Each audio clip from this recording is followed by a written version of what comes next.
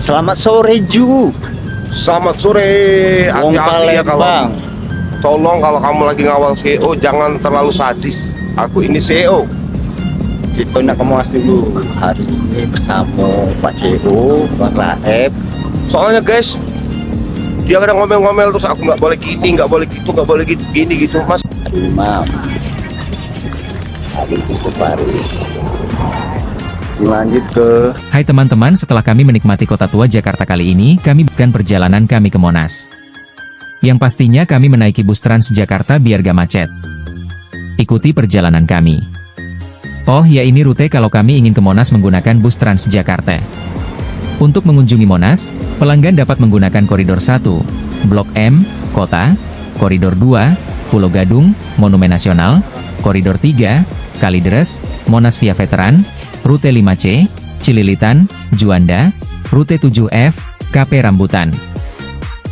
Juanda via Cempaka Putih, rute non BRT 1A, Pantai Maju, Balai Kota, dan rute 14A, Monumen Nasional, Jakarta International Stadium.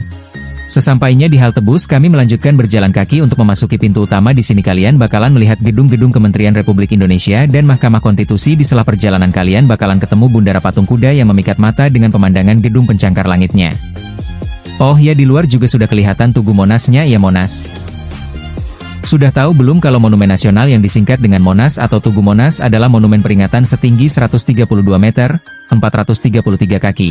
Terletak tepat di tengah lapangan Medan Merdeka, Jakarta Pusat. Monas didirikan untuk mengenang perlawanan dan perjuangan rakyat Indonesia dalam merebut kemerdekaan dari pemerintahan kolonial Kerajaan Belanda.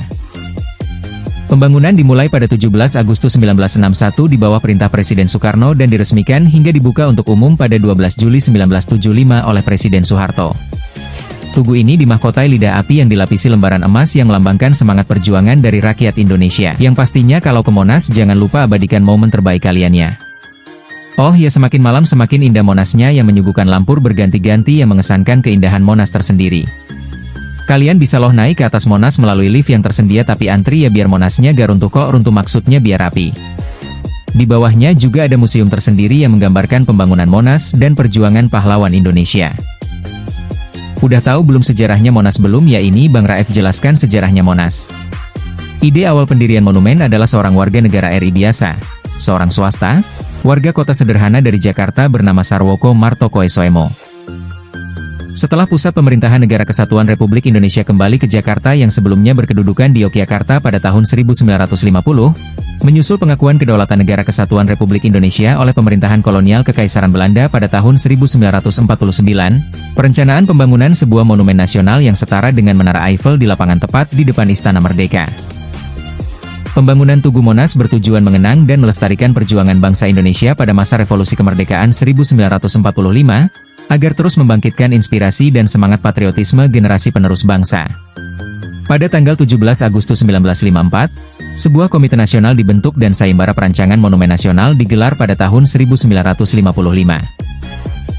Terdapat 51 karya yang masuk, akan tetapi hanya satu karya yang dibuat oleh Friedrich Silaban yang memenuhi kriteria yang ditentukan komite, antara lain menggambarkan karakter bangsa Indonesia dan dapat bertahan selama berabad-abad. Sayembara kedua digelar pada tahun 1960, tetapi sekali lagi tak satu pun dari 136 peserta yang memenuhi kriteria. Ketua juri kemudian meminta Silaban untuk menunjukkan rancangannya kepada Soekarno. Akan tetapi Soekarno kurang menyukai rancangan itu dan ia menginginkan monumen itu berbentuk lingga dan yoni.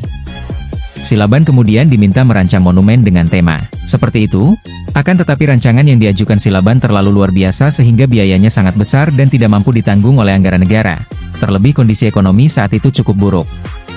Silaban menolak untuk merancang bangunan yang lebih kecil dan menyarankan pembangunan ditunda hingga ekonomi Indonesia membaik. Soekarno kemudian meminta arsitek Soedarsono untuk melanjutkan rancangan itu.